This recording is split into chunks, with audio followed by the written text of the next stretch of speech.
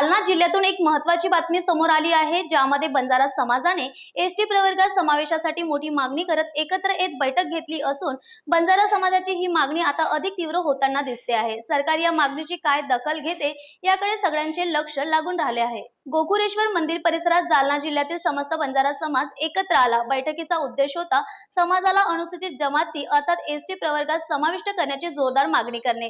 बैठकीदरम्यान समाजाच्या प्रतिनिधींनी स्पष्टपणे सांगितलं की हैदराबाद गॅझेट, जिल्हा गॅझेट, महसूल रेकॉर्ड आणि प्रशासकीय दस्तऐवज यावरून बंजारा समाज हा मूळ आदिवासी स्वरूपाचा असून आर्थिकदृष्ट्या दुर्बल व भटकंती करणारा समाज आहे। समाजाच्या नेत्यांनी सरकारकडून मागणी केली की जसे 2 ऑक्टोबर रोजी महाराष्ट्र शासनाने हैदराबाद गॅझेटच्या आधारे मराठा समाजाचा ओबीसी प्रवर्गात समावेश करण्याचा निर्णय घेतला, त्याच न्यायाने बंजारा समाजालाही एसटी प्रवर्गात समाविष्ट करावं।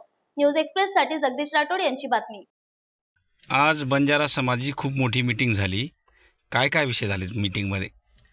आज बंजारा समाजाची एक मीटिंग झाली। त्या मीटिंगचा विषय असा होता की या ठिकाणी महाराष्ट्र सरकारने एक 2 सप्टेंबरला GR काढलेला आहे। हैदराबाद गॅजेटचा GR आहे 2 सप्टेंबरचा। त्या GRच्या संदर्भामध्ये आमची मीटिंग या ठिकाणी झालेली आहे।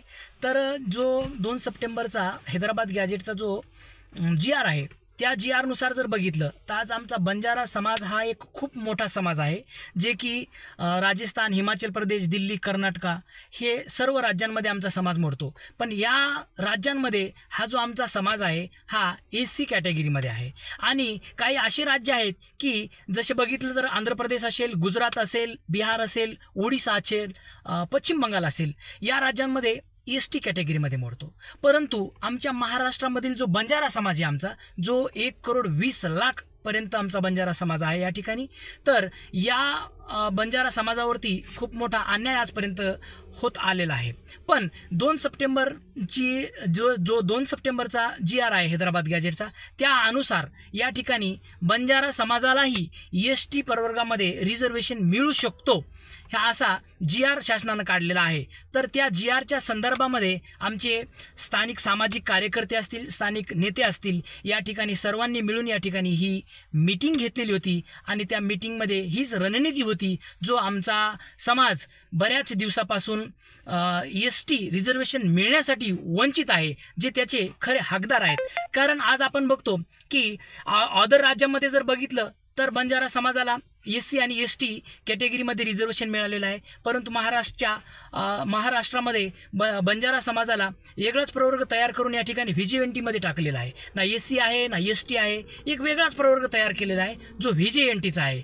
तर तो VJNTमधून आम्हाला काढून आम्हाला आमचा न्याय मिळावं यासाठी आम्ही या ठिकाणी एक मीटिंग ठेवलेली होती। कारण आज जर बघितलं तर बंजारा समाज आजही आमचा घुमस्तू समाज आहे आमचा, जो तांड्याच्या गावाच्या बाहेर असतो, तांडा वस्तीमध्ये राहतो।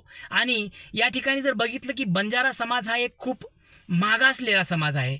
या ठिकाणी बंजारा समाज शैक्षणिक दृष्टिकोनातून बघितलं तर खूप मागास आहे, आर्थिक दृष्टिकोनातून खूप मागास आहे, सामाजिकरित्या सुद्धा खूप मागास आहे। जर हा समाज ST कॅटेगरीमध्ये जर सामील झाला तर आम्हाला आमचा न्याय मिळाल्यासारखं आम्हाला असं वाटेल। त्यामुळे आम्ही या ठिकाणी एक मीटिंग घेतली होती। 7 सप्टेंबर रोजी या गायकवाड या ठिकाणी बैठक ठरली आणि या बैठकीमध्ये असं नियोजन झालं की रामराव महाराज जे सातत्यापासून ST समाजामध्ये बंजारा समाज प्रवर्ग जाण्यात यावा, हे नरेंद्र मोदीपासून ते इंदिरा गांधीपर्यंत हा विषय आमचा त्या काळामध्ये गेलेला आहे। पण आज जो मराठा समाजासाठी हैदराबाद गॅजेट जे लागू करण्यात आलेला आहे, त्याच धर्तीवर बंजारा समाज हा हैदराबाद गॅजेटमध्ये हा ST प्रवर्गामध्ये आहे। म्हणून आज आमचं असं ठरलेलं आहे की जालन्याचा भव्य दिव्य असा मोर्चा ST समाज बंजारा समाज हा ST समाजामध्ये जावा, म्हणून या ठिकाणी समस्त बंजाराच्या वतीने निर्णय घेण्यात आला आणि मोर्चाचा आंदोलन हा व्यापक स्वरूपामध्ये घेण्याचा निर्णय हा घेण्यात आलेला असून जिल्ह्यातून आज प्रत्येक ठिकाणी मोर्चा निघत हा महाराष्ट्र, मुंबई या ठिकाणी मोर्चा काढण्याची तयारी आमची समस्त बंजारा समाजाची तयारी झालेली आहे।